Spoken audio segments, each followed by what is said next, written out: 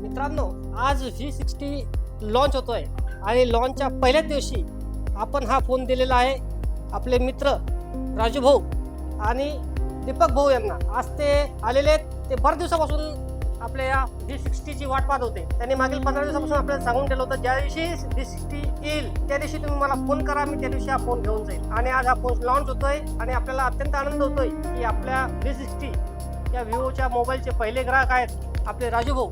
आपण त्यांचं अभिनंदन करूया. मी राजू राजले.